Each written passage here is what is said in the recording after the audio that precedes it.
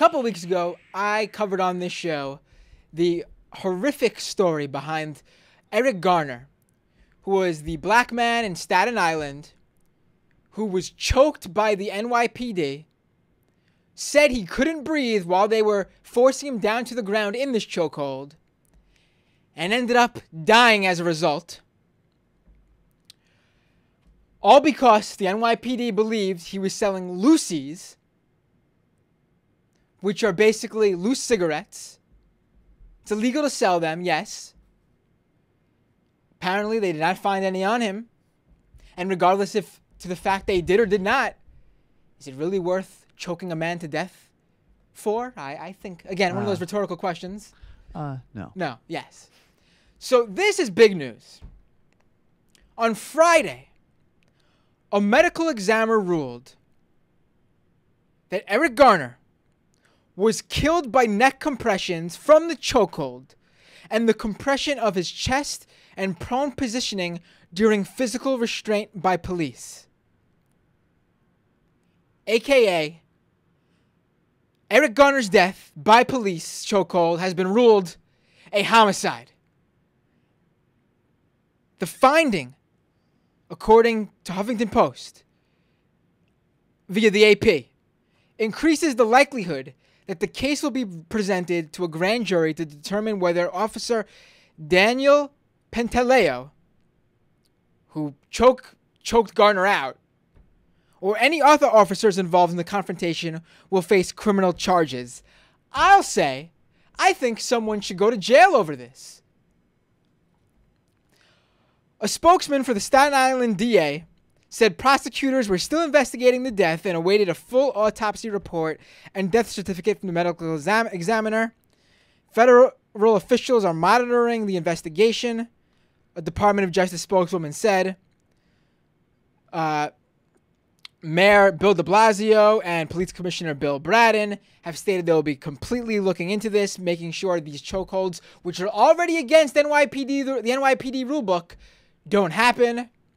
Bill de Blasio already met with community leaders to discuss this, in which Al Sharpton gave him one hell of a line, saying if your son Dante wasn't your son, again, Bill de Blasio's son is black, he would also be a candidate for an NYPD chokehold. Ramsey Orta, a friend of Garner's who videotaped the struggle with police, said the medical examiner's ruling wasn't surprising on Friday. I knew that was the cause because I saw it, Ramsey Orta said. Now somebody should get charged.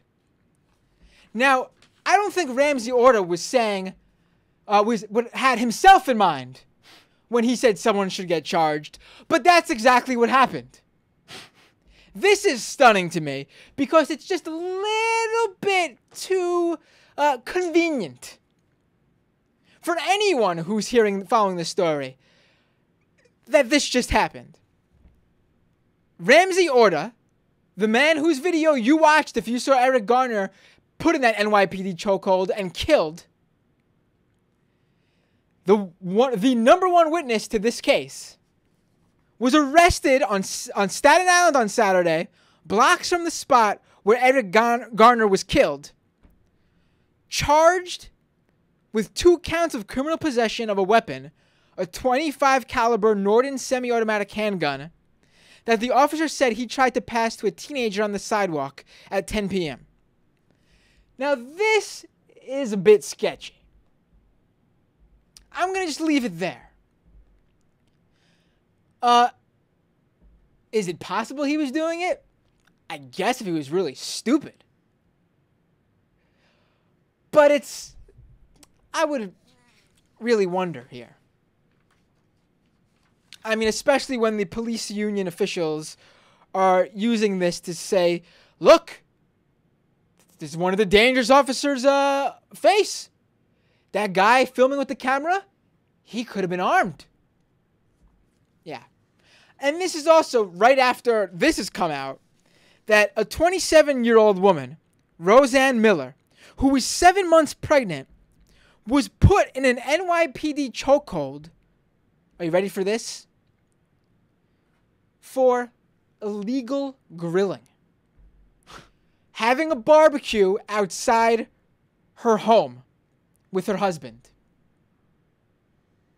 I mean, are we real? Oh, by the way, she was black, in case you had any questions. Are we really going to defend this act? Are we really going to defend NYPD using physical force that has been shown to have killed someone, over things like Lucy's and having a barbecue? Really? Unbelievable. There's a problem that needs to be dealt with. There's a national crisis of police abuse and needs to be addressed. We will certainly be covering this more because it's not new, but it's getting worse.